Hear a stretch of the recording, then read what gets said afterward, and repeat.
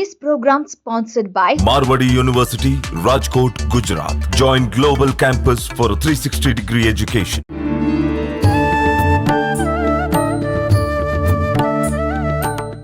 నమస్కారం, welcome to I dream. ధర్మ మార్గం కార్యక్రమానికి స్వాగతం. నేను మీ విజిత. ప్రస్తుతం మనతో పాటు ఉన్నారు ప్రముఖ ఆధ్యాత్మికవేత్త సుభాష్ శర్మ గారు. ఇప్పుడు గురువు గారితో మాట్లాడి మరిన్ని విషయాలు తెలుసుకుందాం. నమస్కారం గురుగారు. శ్రీమాత్రి నమః. గురుగారు, శ్రావణ పౌర్ణమి, ఈ పౌర్ణమిని మనం 2-3 రకాలుగా పిలుచుకుంటాం. జంధ్యాల పౌర్ణమి అని చెప్పి, రాఖీ పౌర్ణమి అని చెప్పి పిలుచుకుంటాం. అసలు ఈ పేరు ఎందుకు వచ్చింది జంధ్యాల పౌర్ణమి అని చెప్పి, ప్లస్ రాఖీ పౌర్ణమి? అన్నాదమ్ముళ్ళు అక్క చెల్లెళ్ళ బంధానికి ప్రతిరూపము, ఒక ప్రతీక రాఖీ పండగ, రక్షాబంధనం అని చెప్పి జరుపుకుంటూ ఉంటాం. ఈ మధ్య కాలంలో నేను విన్నది ఏంటంటే, రాఖీ పండగ అనంటే ఒక రక్ష, మనం ఒకరు మేలు కోరుకొని కట్టేదాన్నే రాఖీ పండగ అంటారు, కానీ అది సోదరులకు పరిమితం కాదు అని చెప్పి.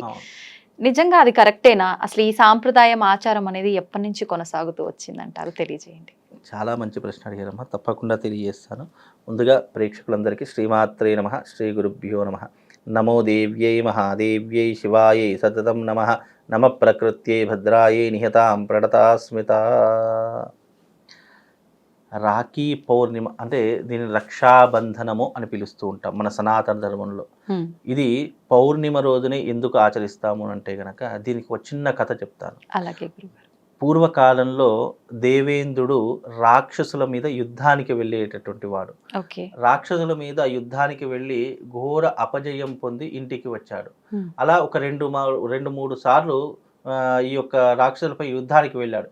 ఎన్నిసార్లు వెళ్ళినా ఓడిపోయి వచ్చేటటువంటి వాడు ఇంద్ర పదవిని పోగొట్టుకున్నాడు.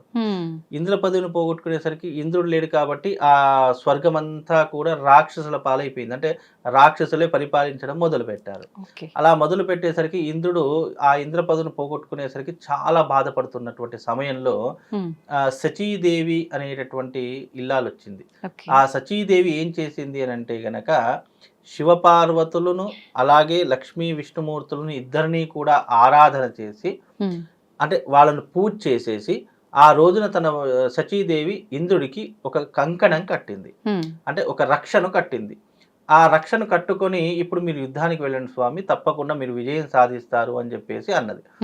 ఆ సచీదేవి మాటలకు విని ఆ ఇంద్రుడు ఏం చేశాడు, తన వజ్రాయుధాన్ని తీసుకొని రాక్షసుల మీద ఇక ఏకధాటిగా యుద్ధాన్ని మొదలు పెట్టాడు.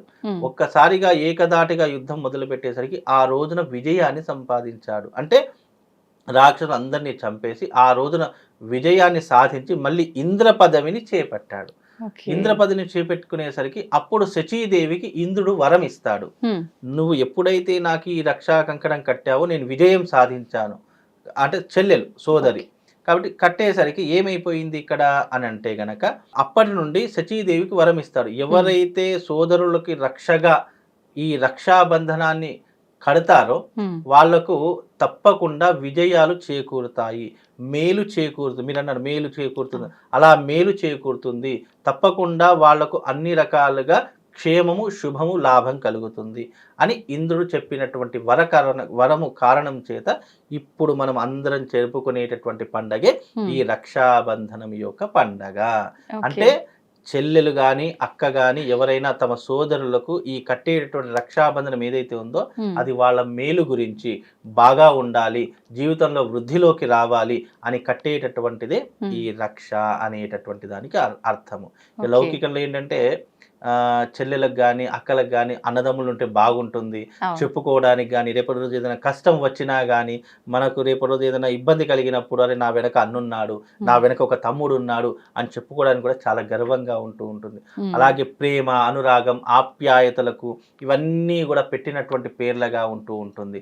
అలాగే పెళ్ళైనటువంటి స్త్రీలు పుట్టింటికి వెళ్ళాలంటే ఏదో ఒక వంక కావాలి కదా, అయ్యా ఇప్పటికి రక్షాబంధనం వచ్చింది, రాఖీ పండగ వచ్చేసింది, ఇక నేను మా ఇంటికి వెళ్ళిపోయి అన్నదమ్ములకు నేను రాఖీ కట్టేస్తాను, ఒక 10,000 20,000 ఇచ్చేసి అడుగుతాను అని చెప్పి ఇలా చాలా మంది పుట్టింటి మీద ఉన్నటువంటి ప్రేమతో ఇలాంటి పండగ వాతావరణాన్ని చేసుకోవడానికి కూడా ఈ రక్షాబంధనాన్ని ఏర్పరచుకోవడం ఒక పద్ధతిగా, ఒక ఆనవాయితీగా వచ్చినటువంటి పండగే ఈ రక్షాబంధనం యొక్క పండగ.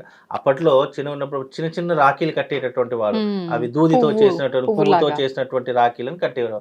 కానీ ఇప్పుడున్నటువంటి సీజన్లో చాలా మంది పెద్ద పెద్ద రాఖీలు కడుతున్నారు, వెండితో చేసినటువంటి బంగారంతో చేసారు, ఇక రకరకాల పద్ధతులు వచ్చేసరి ఇక చేతి నిండా ఇక్కడ వరకు రాఖీలు కట్టుకుంటున్నారు. ఇక్కడ అలా వివిధ రూపాలుగా రాఖీలు అనేటటువంటి చేసుకుంటున్నారు. ఏదైనప్పటికీ ఇది ఒక ఆనందంగా జరుపుకునేటటువంటి పండగ కాబట్టి మళ్ళీ ఆ ఇంద్రుడు కూడా విజయం ఎప్పుడు సాధించాడు అంటే శ్రావణ పౌర్ణిమ రోజునే సాధించాడు కాబట్టి అది ఆ పండగ మనకు తప్పనిసరిగా శ్రావణ మాసంలో వచ్చేటటువంటి పౌర్ణిమ రోజునే ఈ రక్షాబంధనం అనేటటువంటిది జరుపుకుంటాము. అలాగే జంధ్యాల పౌర్ణిమ అని చెప్పారు.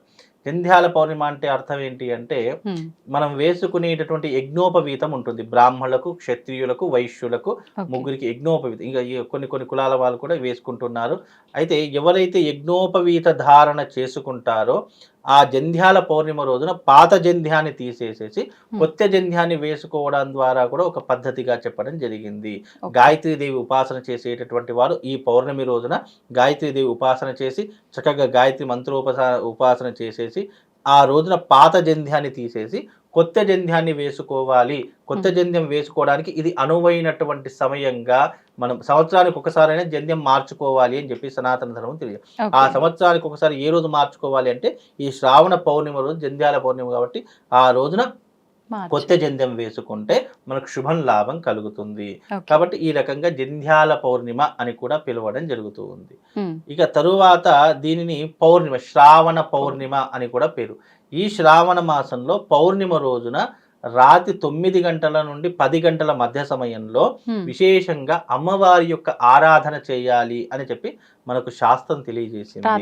రాత్రి సమయం 9 నుంచి 10 గంటల సమయంలో ఎప్పుడైతే ఆకాశంలో చంద్రుడు నిండుగా ఉంటాడో ఆ సమయంలో మనము ఏకాగ్రత అంటే ఒక మంచి ప్రదేశంలో కూర్చోవాలి. లేదా చంద్రుడు మనకు మంచిగా టెర్రస్ ఉంది, మంచిగా ఒక బంగ్లా ఉంది, దాని మీద కూర్చోవడానికి అన్ని రకాలుగా మనకు అవకాశం ఉంది, చంద్రుడి యొక్క కిరణాలు సంపూర్ణంగా మన మీద పడుతున్నాయి, మనం చంద్రుని చూడడానికి అవకాశం ఉంది అన్నటువంటి ప్రదేశంలో కూర్చుని ఆ రోజున లక్ష్మీదేవి విగ్రహం కానివ్వండి, శ్రీచక్రం కానివ్వండి, ఏదైనా ఒకటి తీసుకొని ఆ రోజున ఆవు పాలతో అభిషేకం చేసుకుంటూ ఆ రోజున అమ్మవారిని ఎవరైతే ఆరాధన చేస్తారో వాళ్లకు విశేషమైనటువంటి పుణ్య ఫలితాలు కలుగుతాయి. ఈ శ్రావణ మాసంలో మీ దారిద్ర్యాన్ని, మీ యొక్క శత్రునాశనాన్ని ఎవరైనా చేసుకోవాలి, మాకు అదృష్టం కావాలి అని అనుకునేటటువంటి వాళ్ళు ఈ శ్రావణ పౌర్ణిమ రోజున రాత్రి 9 నుంచి 10 గంటల ప్రాంతంలో చక్కగా అమ్మవారి యొక్క అభిషేకం చేసుకోండి. విశేషంగా దానివల్ల ఎన్నో రకాలైనటువంటి పుణ్య ఫలితాలు కలుగుతాయమ్మా. అందుకే ఈ శ్రావణ మాసం వచ్చింది అంటే చాలు ఇక పండగలు, అలాగే ఈ యొక్క షాపింగ్ మాల్స్ అన్ని నిండిపోతాయి. శుభకార్యాలు, పెళ్లిళ్లకు పెట్టినటువంటి పేరు శ్రావణ మాసము. అన్ని శుభకార్యాలకు ఇక ఈ శ్రావణ మాసం మొదలైందంటే ఇక అన్ని శుభమాసాలే మొదలవుతూ ఉంటాయి, అన్ని శుభముహూర్తాలే ఉంటాయి. కాబట్టి ఈ శ్రావణ మాసం విశేషమైనటువంటి మాసము. ఇది శివారాధనకు, అమ్మవారి యొక్క ఆరాధనకు, మన మానవాళి పడుతున్నటువంటి కష్టాలను అధిగమించడానికి ఏదైనా పరిష్కారాలు చేసుకోవాలంటే ఈ శ్రావణ మాసం విశేషమైనటువంటి మాసం. కాబట్టి ఈ రకమైనటువంటి పద్ధతులను ఎవరైతే ఆచరిస్తారో వాళ్ళకు శుభము లాభము రెండూ చేకూరుతాయమ్మా. చాలా ప్రత్యేకమైన రోజనే చెప్పుకోవచ్చు గురువు గారు. 1కి 3 రకాల ప్రత్యేకతలు ఉన్నాయి ఈ పౌర్ణమికి, శ్రావణ పౌర్ణిమకి. ధన్యవాదాలు గురుగారు, మంచి విషయాలు తెలియజేశారు.